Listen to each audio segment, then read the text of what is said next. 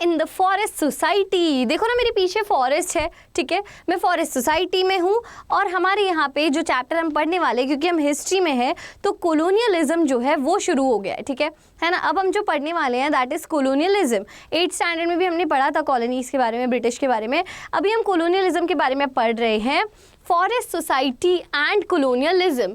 अब देखो बेटा, आज जो चैप्टर हम पढ़ने वाले हैं ना उसमें हम क्या पढ़ेंगे बेसिकली, आज हम इसका एक की पॉइंट इंट्रोडक्शन जो है हम कह सकते हैं एक्सट्रैक्ट लेके चल रहे हैं कि फॉरेस्ट में सोसाइटी, फॉरेस्ट में रहने वाले लोग, यहाँ पे पॉइंट ये है people living in the forest, okay, people living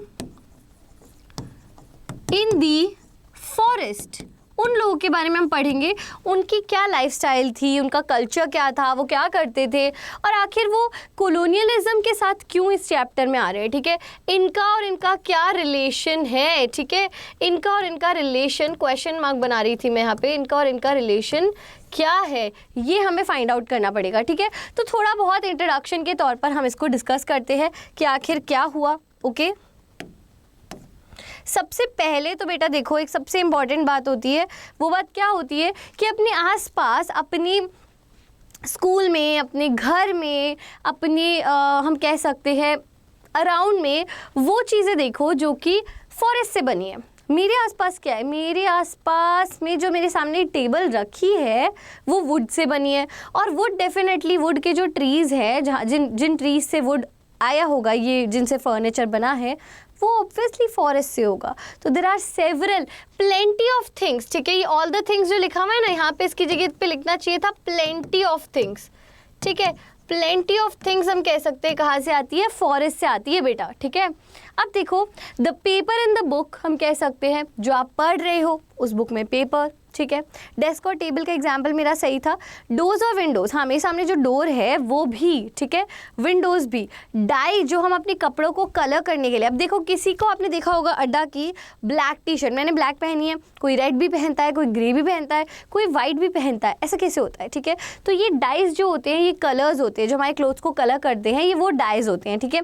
ये भी कहाँ से आते हैं, ये भी फॉरेस्ट से आते हैं, ठीक है। हमारे खाने में जो स्पाइसेस होते हैं वो कहाँ से आते हैं, वो भी फॉरेस्ट से आते हैं, ठीक है। The cellophane paper of your toffee, जो हमारी टॉफ़ी पे पेपर होता है ना, रैपर जिसको हम कहते हैं, इसको हम क्या कहते हैं, रैपर, ठीक है। सॉरी, ये पेपर नहीं था, रैपर ही था। जो रैपर होता है ये भी कहाँ से आता है, ये भी फॉरेस्ट से ही आता है, ठीक है, ये भी फॉरेस्ट से आता है, ये भी फॉरेस्ट से आता है बेटा।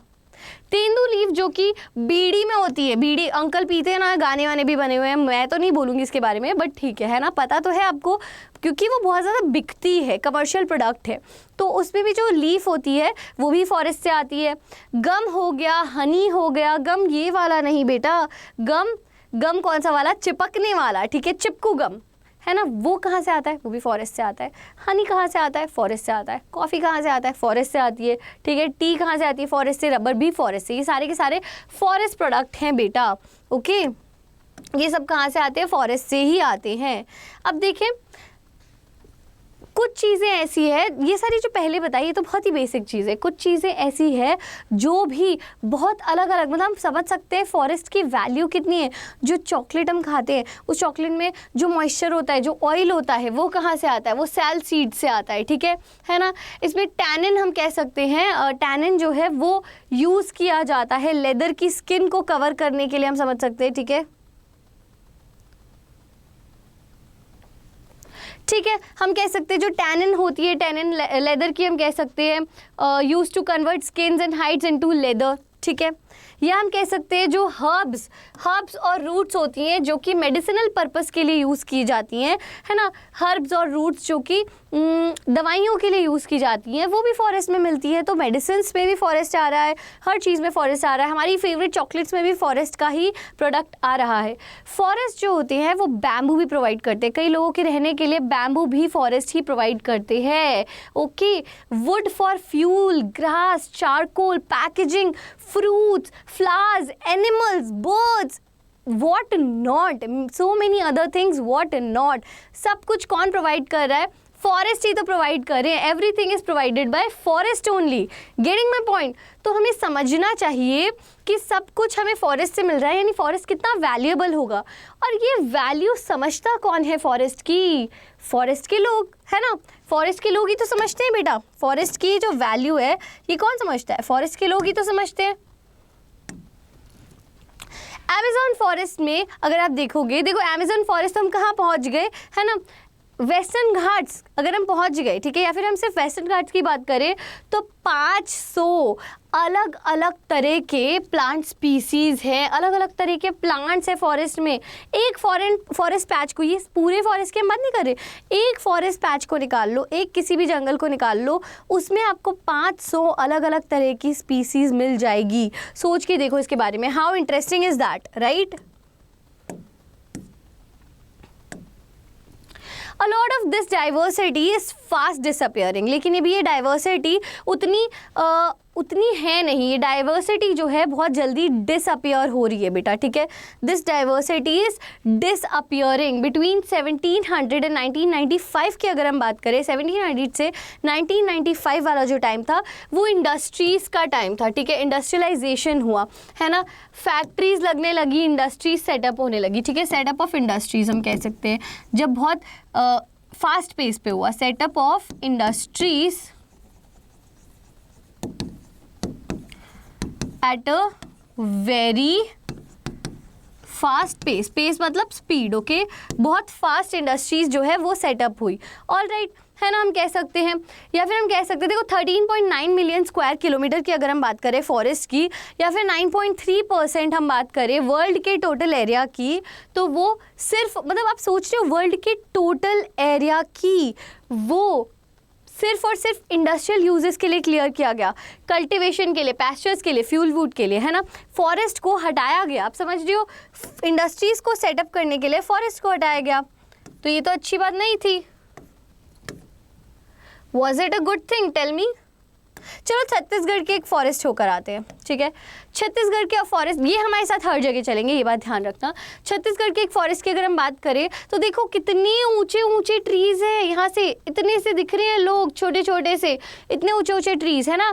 इन ट्रीज की अगर आप हाइट्स देखोगे तो कितने ऊंचे हैं ये, how tall these are, okay, and variety of species. This is a dense forest, so very little sunlight falls on the forest floor. अगर आप देखोगे तो यहाँ पे एकदम कम सनलाइट जो है वो दिखाई दे रही है, राइट, है ना, एकदम कम, है ना बेटा। तो यहाँ पर हमें क्या दिख रहा है कि इतना डेंस फॉरेस्ट है, इतना घना फॉरेस्ट है कि यहाँ पे पेड़ आपस में इतने जुड़े हुए हैं कि सनलाइट भी नीचे तक नहीं पहुँच रही है। सोच के देखो हाउ इंटरेस्टिंग। हम ऐसा ही तो होता है ना, जब हमें बहुत गर्मी लग रही होती है तो हम पेड़ की छांव में चले जाते हैं। यहाँ पे तो इतनी ज़्यादा छांव है पेड़ की कि सनलाइट को एंट्री होने की जगह नहीं मिल रही है ना। तो मज़ेदार लगा ये कि नहीं लगा? चलो आगे देखते हैं। एक इंट्रोडक्शन के तौर पे बहुत ही मज़ा आने वाला है इस क्लास में, आपको बता रही हूँ। देखो फिर क्या हुआ, अभी हमने क्या देखा, इंडस्ट्रीज़ की वजह से ट्रीज़ कटने लगे। डिफॉरेस्टेशन क्या होता है? Cutting of trees, cutting of trees, है ना। डिफॉरेस्टेशन का मतलब होता है कटिंग ऑफ ट्रीज़। तो डिफॉरेस्टेशन अगर मैं आपको बताऊं कि क्यों होने लगा, तो सबसे पहले अगर हम बोले तो जो फॉरेस्ट का डिसअपियर हो जाना, यानी कटिंग ऑफ फॉरेस्ट जो था वो डिफॉरेस्टेशन था। पहली चीज़, पहली और इम्पॉर्टेंट चीज़, ठीक है। डिफॉरेस्टेशन कोई रीसेंट प्रॉब्लम नहीं है, ऐसा नहीं है कि आज के टाइम पे आया। अभी हमने क्या बात करी, 1700 से हमने डिस्कस किया कि 1700 से यानी 18th सेंचुरी से 1995 तक इंडस्ट्रियल रिवोल्यूशन का टाइम चला, इंडस्ट्रियल प्रोसेस चला। इंडस्ट्रीज इतनी ग्रो कर रही थी, तो जहाँ पे भी इंडस्ट्री ग्रो कर रही थी, जहाँ पे भी इंडस्ट्री बनाई जा रही थी, वो जगह कौन सी थी बेटा? वो जगह फॉरेस्ट को ही तो क्लियर किया जाता था, फॉरेस्ट की लैंड को क्लियर किया जाता था, लेकिन उसका एक प्रोसेस था। तो इंडिया में आखिर ऐसा क्या हुआ था वो भी हम डिस्कस करेंगे कि इंडिया में ब्रिटिशर्स ने क्या किया था, ओके। डिफॉरेस्टेशन के बहुत सारे रीजंस है, ठीक है। अगर हम देखें तो सबसे पहले ये जो प्रोसेस शुरू हुआ था डिफॉरेस्टेशन का, ट्रीज को कट करने का, ये कॉलोनियल रूल में शुरू हुआ था बेटा, ठीक है। और बहुत ज़्यादा सिस्टमैटिक और एक्सटेंसिव हम कह सकते हो गया था, ठीक है। कॉलोनियल पीरियड में ये बहुत ही ज़्यादा सिस्टमैटिक और एक्सटेंसिव, है ना, मतलब हम कह सकते हैं बहुत ही अच्छे तरीके से वो ट्रीज़ को कट कर रहे थे। ट्रीज़ को कट करना अच्छी बात नहीं है, पर वो बहुत सिस्टम ला रहे थे ट्रीज़ को कट करने का, ताकि ऐसा लगे कि ट्रीज़ कट करना कोई गलत बात है ही नहीं। उन्हें भी ऐसा लग रहा था कि ट्रीज़ कट करना कोई गलत बात है ही नहीं। एक्सटेंसिव भी था। एक्सटेंसिव का मतलब बहुत ज़्यादा, ठीक है, हाई पेस पे बहुत ज़्यादा कटिंग हो रही थी। ऐसा नहीं था थोड़ी बहुत कट हो रही है, बहुत ज़्यादा लेवल पे ट्रीज़ कट किए जा रहे थे, ठीक है। कुछ इंडिया में डिफॉरेस्टेशन के कॉजेज़ को हम समझते हैं यहाँ पे। सबसे पहला तो है लैंड टू बी इम्प्रूव्ड। एक तो पहला कॉस्ट क्या था कि लैंड को इम्प्रूव करना था। अब आप कहोगे मैम ट्रीज़ को कट करने से क्या लैंड इम्प्रूव हो रही थी, ये कैसी बात बता रही हो आप? हाँ बेटा, बिल्कुल ऐसा ही था। मतलब मैं ये नहीं कह रही, पर ऐसा कहा जा रहा था। 17वीं सेंचुरी में यानी 1600 में अगर आप देखोगे तो 1/6 of India's land mass was under cultivation. ये जो लैंड मास था ये पूरा कल्टिवेशन में था, ठीक है। कल्टिवेशन का मतलब क्या है कि पूरा का पूरा एग्रीकल्चर में था, ठीक है ना, एग्रीकल्चर में था। Now that figure has gone up to about half. अभी ये फिगर जो है हम कह सकते हैं हाफ में चला गया है, ठीक है। यानी हम कह सकते हैं कितना, 1/6, अभी 1/3 हम कह सकते हैं चला गया है, ठीक है ना।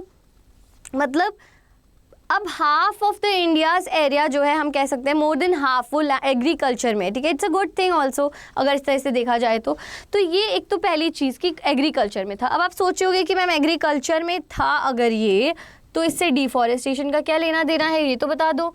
बिल्कुल बताएंगे बेटा, बिल्कुल बताएंगे। जैसे जैसे पॉपुलेशन बढ़ी बेटा, सेंचुरीज मतलब जैसे जैसे साल बीतते गए, टाइम गुजरता गया, वैसे वैसे पॉपुलेशन इंक्रीज़ हुई, है ना। और जब पॉपुलेशन इंक्रीज़ हुई तो पेसेंट्स ने क्या किया बेटा, फार्मर्स ने क्या किया, अपनी बाउंड्रीज बढ़ा दी। तो पहला रीज़न क्या, कल्टीवेशन। उन्होंने फॉरेस्ट को कट करना शुरू कर दिया और नई लैंड बनाने लग गए, नई लैंड उनको मिलने लग गई, ठीक है। फॉरेस्ट को पूरा कट करना शुरू कर दिया और उनको नई लैंड मिलने लग गई। In the colonial period cultivation expanded rapidly for a variety of reasons. Colonial period में भी कल्टीवेशन ज़्यादा वजहों से बढ़ रहा था, है ना। कल्टीवेशन बढ़ाने के भी और रीजंस थे ब्रिटिश लोगों के अंडर में। वो क्या रीजंस थे वो भी बता देती हूँ आप लोगों को। ये एक इमेज है, अगर आप इस इमेज को देखोगे कितनी सुंदर इमेज लग रही है ना, कितनी प्यारी इमेज लग रही है। वो टाइम जब वैलीज फुल थे। पेंटिंग है जॉन डॉसन की। उन्होंने ये पेंटिंग जो है आप देखोगे, native Americans like the Lakota tribe who lived in great North American plains. वो ट्राइब, ये एक ट्राइब है, लकोटा ट्राइब लोग है जो कि नेटिव अमेरिकन से नहीं, अमेरिका के बाहर से आए हुए लोग नहीं, ठीक है ना। वो कहाँ रहते थे, ग्रेट नॉर्थ अमेरिकन प्लेन्स में रहते थे और वहाँ पे एक बहुत डाइवर्सिफाइड इकोनॉमी थी, ठीक है। वो क्या करते थे, वो मेज़ ग्रो करते थे यानी मक्का ग्रो करते थे, वाइल्ड प्लांट्स को, बाइसन को हंट करते थे, ठीक है। वाइल्ड प्लांट्स को यूज़ करते थे, बाइसन को हंट करते थे। बहुत बड़े बड़े एरियाज़ को बेटा वो क्या करते थे, खुला रखते थे बाइसन्स के लिए। देखो बाइसन्स है सारे, है ना, ताकि मतलब आप देख सकते हो कि यहाँ पर अगर आप समझोगे keeping vast areas open for बाइसन्स। Bison यहाँ पे अच्छा खासा चढ़ते थे।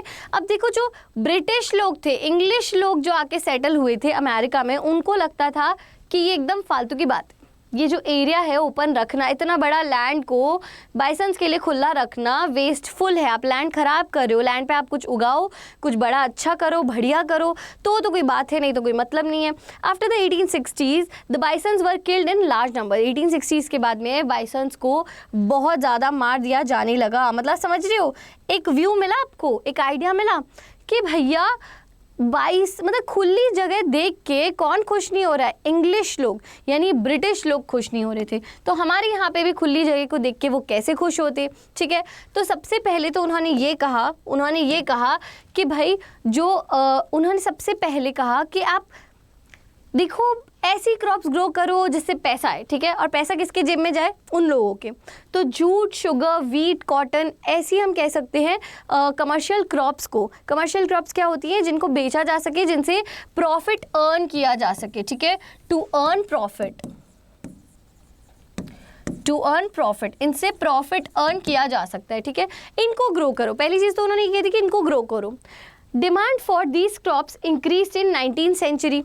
इन क्रॉप्स की जो डिमांड थी वो 19th सेंचुरी में बढ़ गई, ठीक है। जहाँ पे फूड ग्रेन्स नीडेड थे लोगों को ग्रो करने के लिए, वहाँ पे इंडस्ट्रियल प्रोडक्शन के लिए रॉ मटेरियल उगाया जा रहा था, इंडस्ट्रीज़ के लिए काम किया जा रहा था, लोगों के खाने के लिए काम ही नहीं किया जा रहा था, ठीक है ना। मतलब एक तो फूड ग्रेन्स की ज़रूरत है और साथ साथ में इंडस्ट्रियल प्रोडक्ट्स की ज़रूरत है, तो दोनों ही उगाने ज़रूरी थे। पहली पॉइंट तो ये, ठीक है, कि दोनों ही उगाने ज़रूरी थे। देखो बेटा, समझ में आ रहा है। Second, in the early 19th century colonial state thought that the forest were unproductive. उनको लगता था फॉरेस्ट फालतू की जगह है, फॉरेस्ट में कुछ नहीं है, इंडस्ट्री नहीं है तो प्रॉफिट कैसे आएगा, फॉरेस्ट तो खाली पड़े हैं, तो उन्हें लगा फॉरेस्ट फालतू है। उस टाइम तक लोगों को आइडिया ही नहीं था कि ट्रीज कितने हेल्पफुल हैं हमारे लिए, ऑक्सीजन ये सब तो पता ही नहीं था उस टाइम तक, है ना।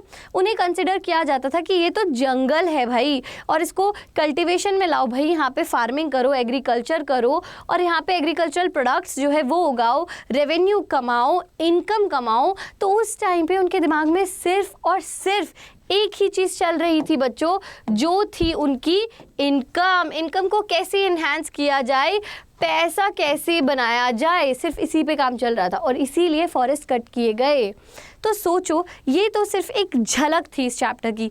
चैप्टर के एंड तक जाते जाते हमारे सामने कितने सारे नए पॉइंट्स सामने आएंगे, हमारे कितनी सारी नई बातें आएंगी हमारे सामने, कितना कुछ नया सीखने को मिलेगा हमें। So yes, till then I believe कि आप कनेक्टेड रहेंगे और अपना एंथुसियाज्म ऐसे वाला नहीं, अपना वाला, अच्छा वाला कमेंट सेक्शन में दिखाए। Okay, so we'll meet again with the descriptive theory of this chapter. Okay, descriptive explanation of this chapter. So yes everyone, bye bye, have a good day.